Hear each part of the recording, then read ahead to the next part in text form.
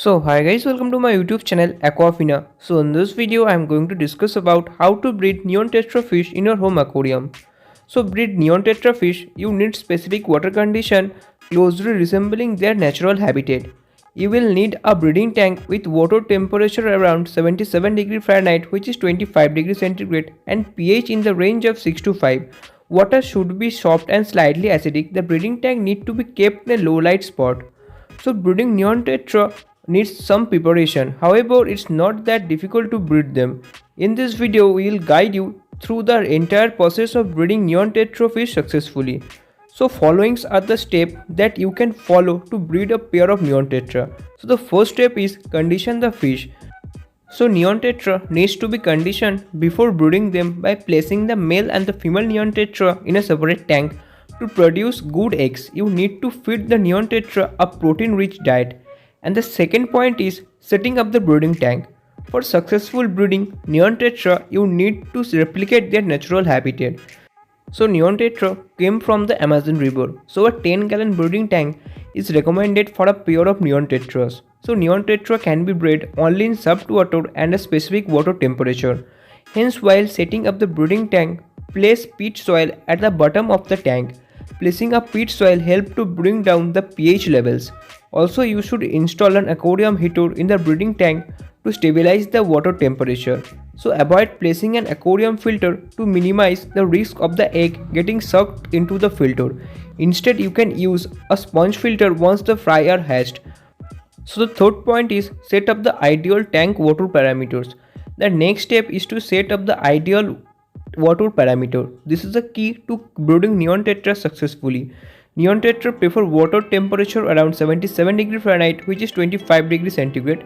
Besides, water also need to be soft and slightly acidic. The pH level should be in the range of 5 to 6.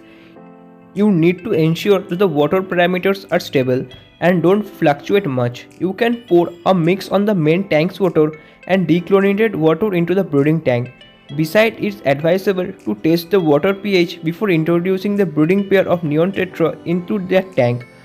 So the fifth point is monitor the mating behavior. Once you place the pair of neon tetra in the breeding tank, they will start spawning each other. You will see the male neon tetra swimming around the female in a square pattern. While spawning, the male neon tetra will use short jerky movement followed by periods of no motions. Once the female neon tetra get pregnant, her belly will enlarge with eggs. So sixth point is watch the spawning process. So female neon tetra spawn their eggs in the morning. Hence you should closely watch the breeding tank once the lights are on.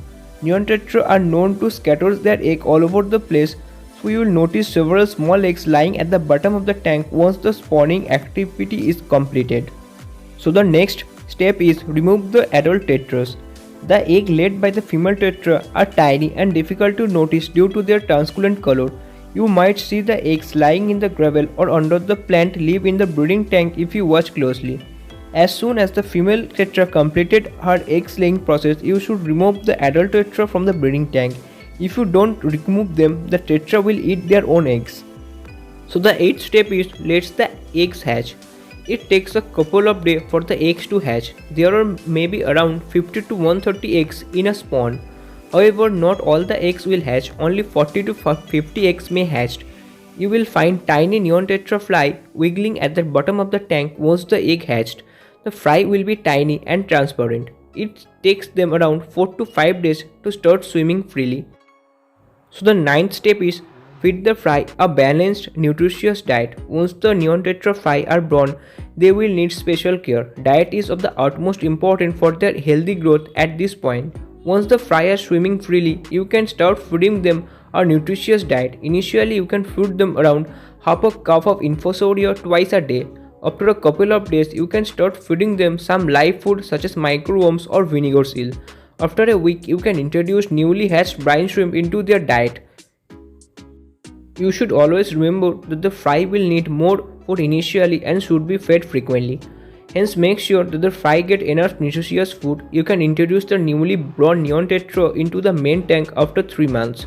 At this age, the neon tetra fry will become big enough to stay safe with the adult fish. If you place them prior year, then there are a chance that the small neon tetra may get eaten, injured or bullied by the adult fish.